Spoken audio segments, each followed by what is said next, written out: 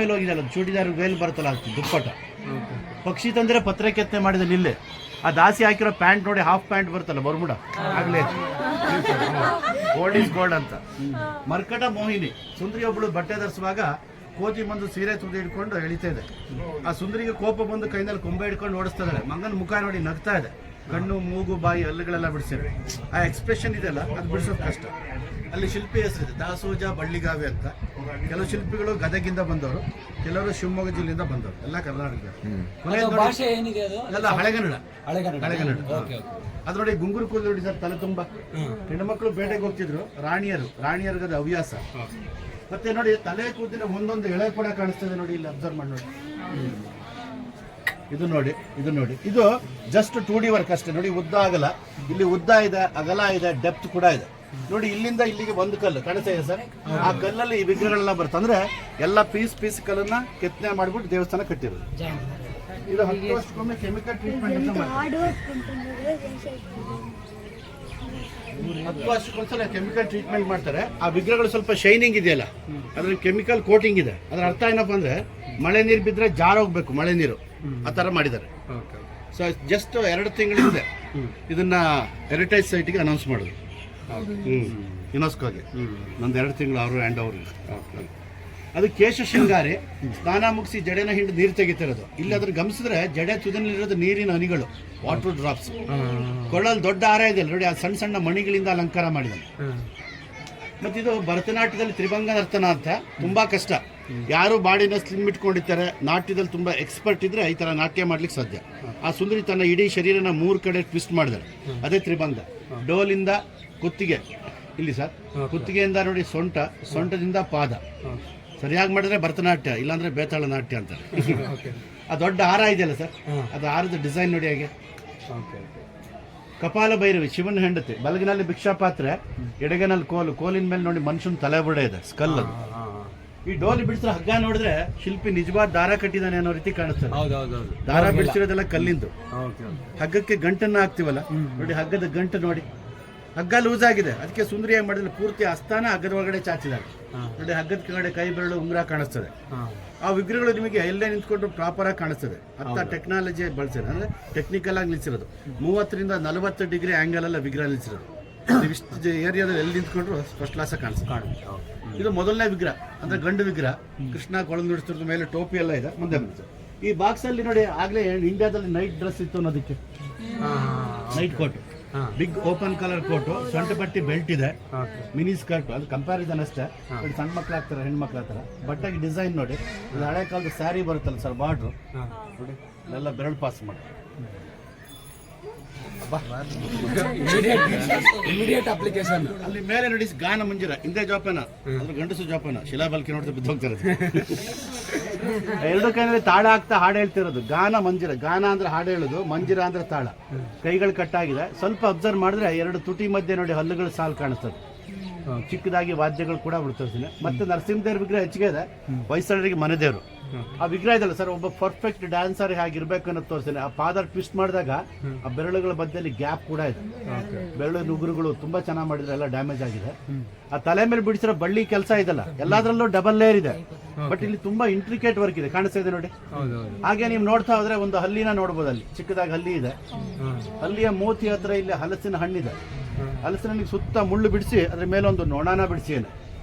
ಅರ್ಥ ಏನು ಅಂದ್ರೆ, ಹಣ್ಣಿನ ರಸವನ್ನ ನೊಣ ಇರ್ತದೆ, ನೊಣ ತಿನ್ನೋದಕ್ಕೆ ಹಲ್ಲಿ ಕಾಯ್ತು. Food chain, Darwin theory. ಆ ಡಾರ್ವಿನ್ ಥಿಯರಿ ಪ್ರೆಸೆಂಟ್ ಓದ್ತಿದ್ದೀವಿ. 900 ವರ್ಷಗಳಿಂದನೇ ನೋಡಿದ್ವಿ. ಶಿಲ್ಪಿ ಕಲ್ಲಿನ ಮೂಲಕ ತೋರಿಸ್ತೀನಿ. ಇದು ಒಂದು ತಮಾಷೆ. ಹಿರಿಯರು ಹೇಳೋ ಪ್ರಕಾರ ಇಲ್ಲಿ ಗಂಡು ಮತ್ತೆ ಹೆಣ್ಣಿನ ವಿಗ್ರಹ ಇದೆ. ಹೆಣ್ಣಿನ ಮುಖಾನ ಕತ್ತೆ ತರ ಮಾಡಿ ತೋರಿಸ್ತೀನಿ. ಆದ್ರೂ ಹೆಣ್ಣನ್ನು ಪ್ರೀತಿ ಮಾಡೋದಕ್ಕೆ ಅರ್ಥ ಏನಪ್ಪ ಅಂದ್ರೆ, 16 ರಿಂದ 18 ವರ್ಷ ಪ್ರಾಯಕ್ಕೆ ಬಂದಾಗ ಗಂಡು ಮಕ್ಕಳಿಗೆ ಕತ್ತೆ ಮುಖದ ಹೆಣ್ಣು ಸುಂದರಿಯಾಗಿ ಕಾಣಿಸ್ತಾಳೆ.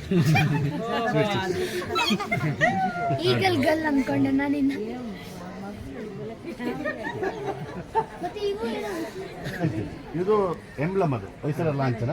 ಇಲ್ಲಿ ಮತ್ತೆ ಗರುಡ ಮತ್ತೆ ಹನುಮಂತನ್ ತೋರಿಸಿದ್ದಾರೆ ನೋಡಿ. ಹೆಣ್ಮಕ್ಳು ಕಿವಿಗೆ ಹಾಕ್ತಾರಲ್ಲ ಬ್ರೋಚಸ್, ಲಾಂಗ್ ಬ್ರೋಚಸ್, ಇವೆಲ್ಲ ಕಾಣಿಸ್ತದೆ ನೋಡಿ. ವೆರೈಟಿ ಇದೆ. ಇದು ಹ್ಯಾಂಗಿಂಗ್ಸ್, ಲೋಲಾಕ್ ಅಂತ ಹೇಳ್ತೀವಲ್ಲ. ಇದು ಸಂಗೀತ ವಾದ್ಯ. ಇಲ್ಲಿಗೆ ಬನ್ನಿ.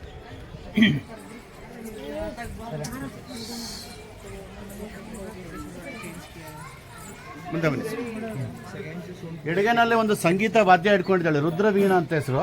ಆ ವೀಣೆ ಮೇಲೆ ಒಂದು ಸಣ್ಣ ಗೆರೆ ಇದೆ, ಕಾಣಿಸದ್ಯಾ? ಅರ್ಧ ಮಾತ್ರ ಇದೆ. ಕೆಳಭಾಗದ ಅದು ಆಕ್ಚುಲಿ ತಂತಿ, ಅದು ತಂತಿನ ಹಾಳು ಮಾಡಿದೆ, ಕಲ್ಲಲ್ಲಿ ಮಾಡಿರೋ ತಂತಿ. ಕುತ್ತಿಗೆನಲ್ಲಿ 2 ದೊಡ್ಡ ಹಾರ ಇದೆಯಲ್ಲ ಸರ್, ಎರಡು ಹಾರಗಳ ಮಧ್ಯದಲ್ಲಿ ಗ್ಯಾಪ್ ಅನ್ನ ನೋಡಬಹುದು, ನೋಡಿ ಕಾಣಿಸ್ತದೆ, ಗ್ಯಾಪ್ ಇದೆ. ಎಡಗೈನಲ್ಲಿ ಕನ್ನಡಿ ಇಟ್ಕೊಂಡು ಫ್ರಂಟ್ ಏರ್ ಬರುತ್ತಲ್ಲ, ಗುಂಗುರು ಕೂದಲು ಮಾಡ್ಕೊತಾ ಇದ್ದಾಳೆ. ಮುಖ ಎಲ್ಲ ತುಂಬಾ ಹಾಳಾಗಿದೆ, ಕಾಣಿಸ್ತದೆ ನೋಡಿ. ಯಾಕೆಂದ್ರೆ ಈ ಭಾಗದಲ್ಲಿ ಹೆಚ್ಚು ಗಾಳಿ ಮಳೆಗೆ ವಿಗ್ರಹಗಳು ಸಿಕ್ಕಿ ಹಾಳಾಗುತ್ತೆ. ವಿಗ್ರಹಗಳು ಹಾಳಾಗೋದು ತಪ್ಪಿಸಲಿಕ್ಕೆ ಈ ತರ ಕ್ಲೀನ್ ಮಾಡೋದು. ಇದು 2ನೇ ಪುರುಷ ವಿಗ್ರಹ ಸರ್, ಗಡ್ಡ ಮೀಸೆಯಿಂದ ಅಲಂಕಾರ ಮಾಡಿದ್ದಾನೆ.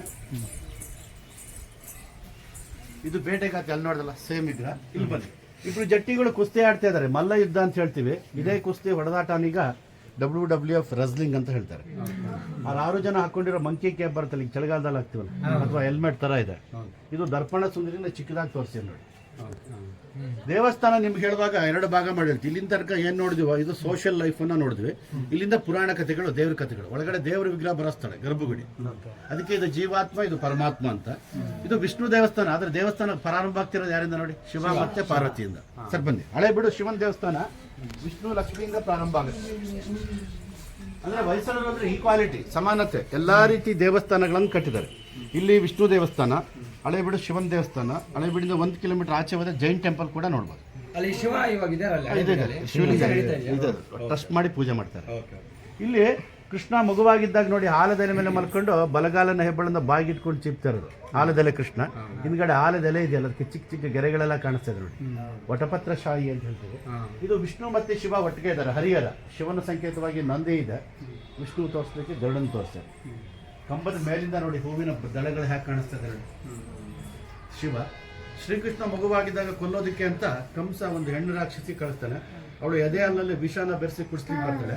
ಎದೆ ಹಾಲಿನ ಜೊತೆಗೆ ಇಡೀ ದೇಹದ ರಕ್ತವನ್ನೇ ವಿಷ್ಣು ಕೃಷ್ಣ ಇರ್ತಾನೆ. ಅವಳ ರಾಕ್ಷಸಿ ರೂಪ ಹೇಗಿದೆ ಅಂತ ಕಾಣಿಸುತ್ತೆ.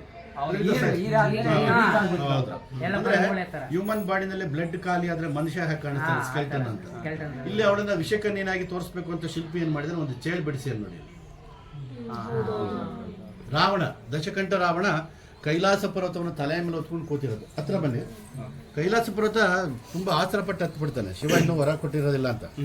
ಆ ಶಿವ ಬಲಗಾಲನ ಹಮುಕ್ತಾ ಇರ್ತಾನಲ್ಲ, ಪ್ರಜಾರ ಇರುತ್ತಲ್ಲ, ಅದಕ್ಕೆ ನೋಡಿ ಆ ಭಾರ ತಡೆಯಕ್ಕಾಗ್ತಿಲ್ಲ, ಕಣ್ಣು ಗುಡ್ಡೆ ಆಚೆ ಬರ್ತಾ ಇದೆ, ಕುತ್ತಿಗೆ ಹತ್ರ ಎಲ್ಲ ಸುಕ್ ಕಾಣಿಸ್ತಾ ಇದ್ದಾನೆ. 4 ಲೋಕ ತೋರಿಸ್ತಾನೆ ಇಲ್ಲಿ. ತಲೆ ಮಲ್ತ್ಕೊಂಡಾಗ ಮೊದಲು ಬಂದಿದ್ದ ಹಾವುಗಳು ನಾಗಲೋಕ, ಕಾಡು ವನಲೋಕ, ಮಾನವ ಲೋಕ, ದೇವಲೋಕ. ಮತ್ತೆ ನಾವು ಮನೆಗಳನ್ನ ಕಟ್ತೀವಲ್ಲ ಸರ್, ಅದರ ಸೇಮ್ ಮ್ಯಾನರ್ ನೋಡಿ.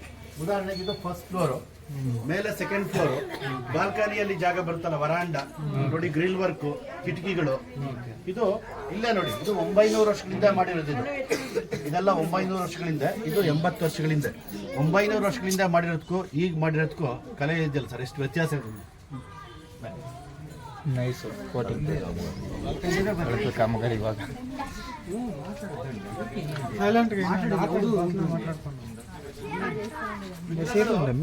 ಪರ್ಫೆಕ್ಟ್ ಆಗಿ ಆಗ್ಲಿಕ್ಕೆ ಕಾರಣ ಏನಂದ್ರೆ ತುಂಬಾ ಪರಿಣಿತಿ ಹೊಂದಿದ್ರು ಅವರು. ಅದರಲ್ಲೂ ಶಿಲ್ಪಶಾಸ್ತ್ರ ಅಂತ ಹೊಂದಿದ್ರು, ಅದರಲ್ಲಿ ಪರಿಣಿತಿ ಹೊಂದಂತ ಶಿಲ್ಪಿಗಳು. ಹಾಗಾಗಿ ಹೊಯ್ಸಳ ಶಿಲ್ಪಕಲೆ ಇಷ್ಟೊಂದು ಉನ್ನತ ಮಟ್ಟಕ್ಕೆ. ಅಲ್ಲಿ ನೋಡಿ ಮಹಿಷಾಸುರ ರಾಕ್ಷಸನ ಸಂಹಾರ ಮಾಡ್ತಿರೋದು ಮೂಲಿನಲ್ಲಿ ಚಾಮುಂಡೇಶ್ವರಿ, ಮಹಿಷ ಮರ್ದಿನಿ ಅಂತ ಹೇಳ್ತೀವಲ್ಲ ಸರ್, ದುರ್ಗಾದೇವಿ. ಆ ಟಗರಿನ ತಲೆ ಕಾಣಿಸ್ತಿದಲ್ಲ, ದಕ್ಷ ಬ್ರಹ್ಮ ಅಂತ, ದಕ್ಷರಾಜ. ತ್ರಿಮೂರ್ತಿ ನಾರಾಯಣ, ಎಲ್ಲ ಆಯುಧಗಳಿದೆ, ತ್ರಿಮೂರ್ತಿ ಕಲ್ಲಿ ಇಟ್ಕೊಳ್ಳೋ ಎಲ್ಲ ಆಯುಧಗಳನ್ನು ವಿಷ್ಣು ಇಟ್ಕೊಂಡು ಕೂತಿರೋದು. ಆ ವಿಷ್ಣುನ ಹೊತ್ತಿರೋದು ಗರುಡ ಕಾಣಿಸ್ತದೆ ನಮಗೆ. ತುಂಬ ಅಪರೂಪವಾದ ಗಣಪತಿ ಇದು, ಅಷ್ಟಭುಜ ವಿನಾಯಕ ಅಂತ. 8 ಕೈ ಇದೆ, 1 ಕೈ ಡ್ಯಾಮೇಜ್ ಆಗಿದೆ.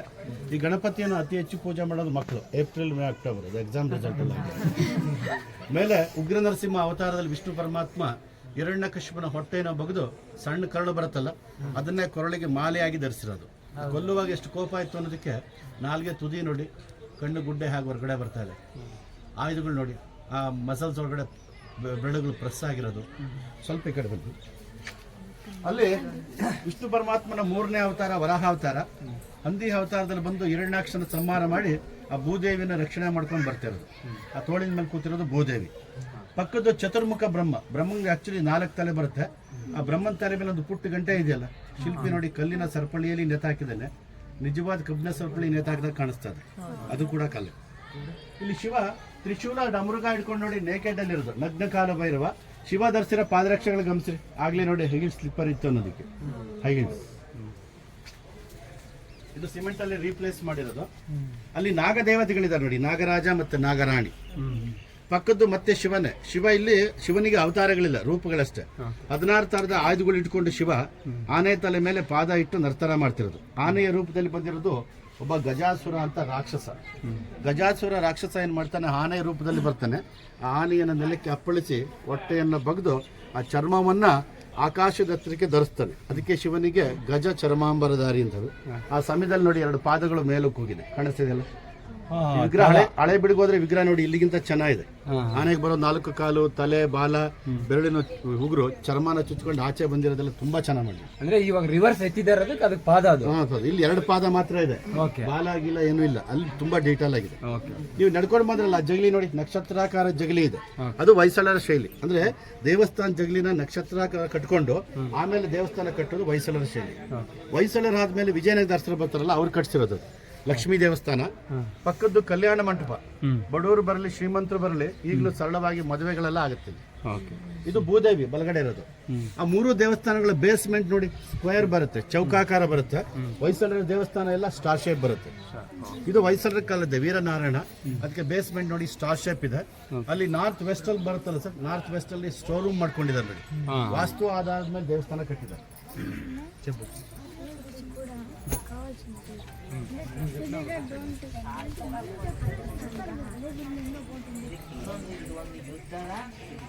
ಕೆಳಗಡೆ 32 ಕಾರ್ನರ್ ಬರುತ್ತಲ್ಲ, ಅದೇ ತರ ಮೇಲ್ ನೋಡಿ ಇಲ್ಲಿ ಕೂಡ ಈಗ 32 ಬರುತ್ತೆ. 1, 2 ಈ ತರ ಇಡ್ಜ್ಗಳು ನೋಡ್ತಾ ಹೋಗಿ ಎಷ್ಟು ಸಿಮಿಟ್ರಿಕಲ್ ಆಗಿದೆ ಅಂತ ನೋಡಿ.